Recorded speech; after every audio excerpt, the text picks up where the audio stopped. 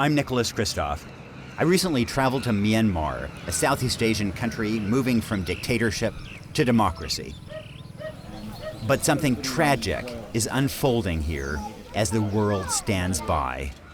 Hundreds of thousands of people confined to modern-day concentration camps, and inside, a daily struggle between life and death.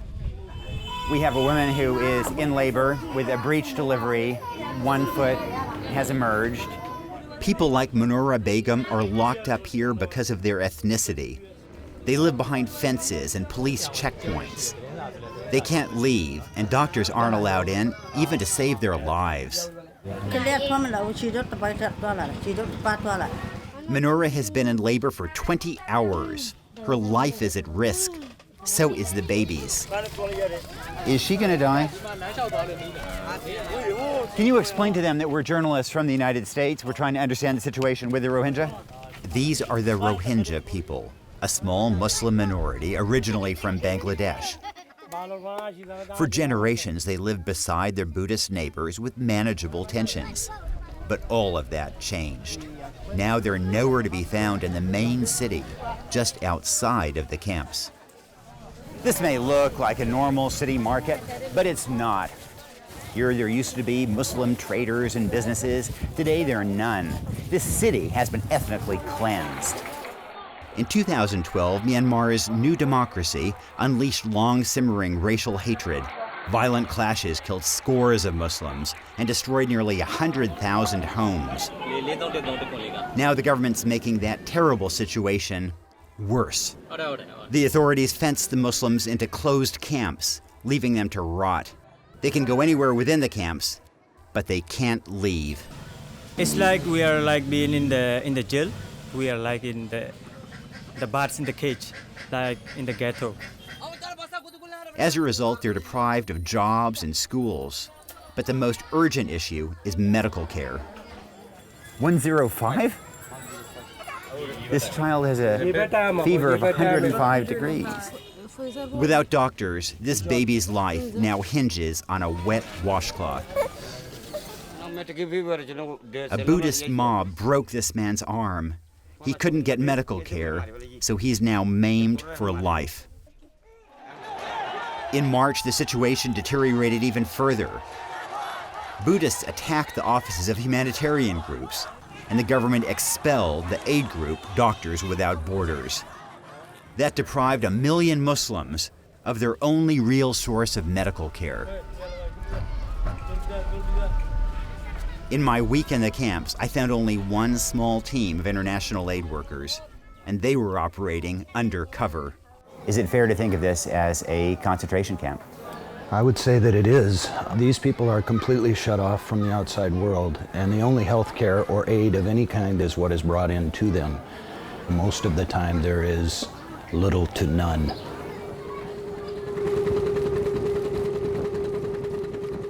Thousands of Rohingya Muslims have risked their lives fleeing by boat to neighboring Thailand.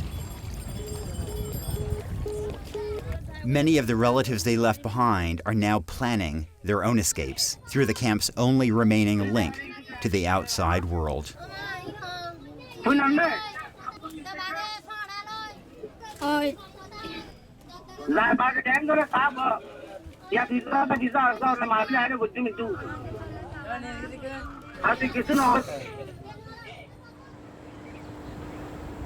But the problems here go so far beyond the camps.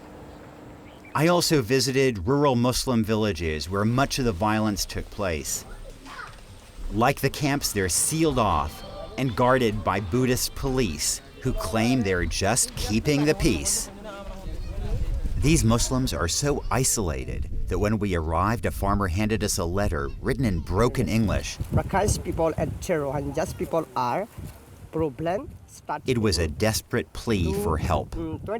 What is the biggest difficulty of people here in this village? And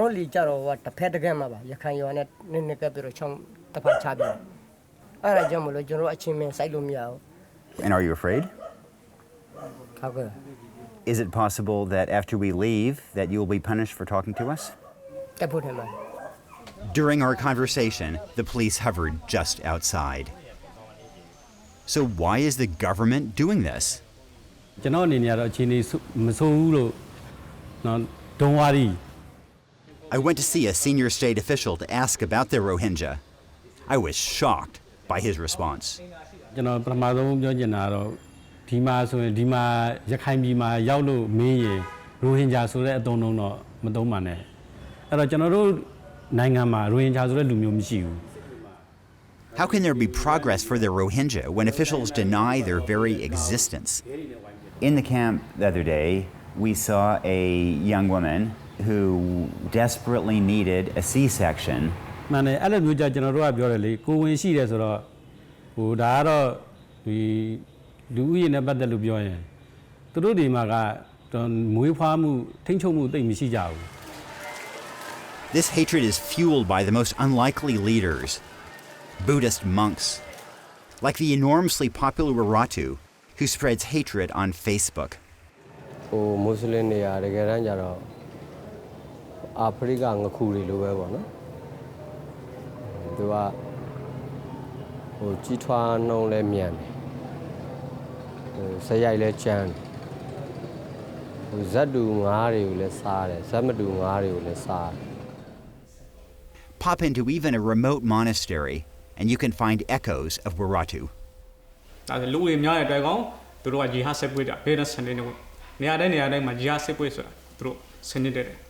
Just a mile or two from here, there were about 60 people, including a number of very young children who were hacked to death.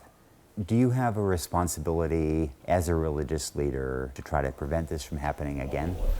I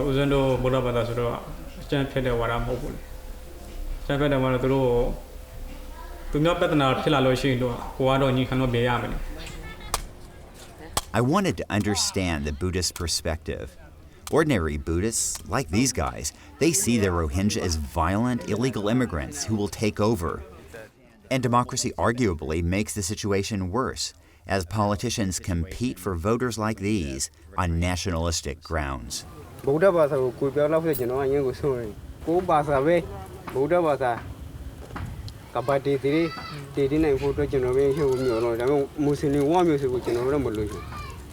Frankly, that's a ridiculous fear.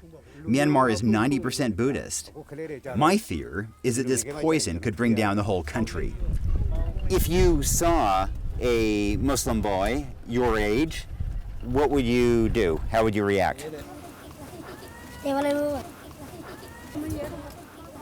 Back in the camps, Muslims with medical crises have nowhere to turn but to these makeshift pharmacies. That's where I found Manura, the pregnant woman who was struggling to deliver her baby. I couldn't stand by and watch her die. Our van took her from the pharmacy to one of the few government clinics in the camps. But of course, nobody was there. We called for a nurse, but when she finally showed up, she said she wasn't up to the task. Is she gonna die? She will die. It seems to me that what is killing her is not just the breech birth, but it is also the government policy of not allowing more doctors here.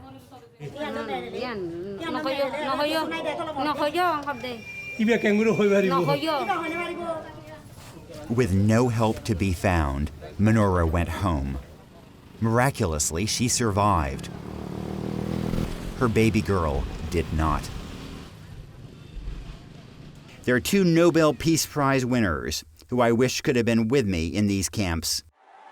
First, there's the great democracy fighter Aung San Suu Kyi.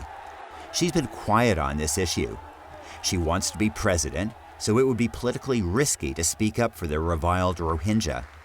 But come on, she's already stood up to generals. I wish she would rediscover her courage. Then there's President Obama. I wish he would speak up forcefully for 1 million people denied basic human rights like medical care. On my last day in the camps, I stumbled upon a funeral. This 35-year-old man suffered from tuberculosis, a treatable disease if you can get medicine. But when the government banned aid groups, he was left to die, leaving behind a wife and 5 children. One more unnecessary grave in a camp full of unnecessary graves.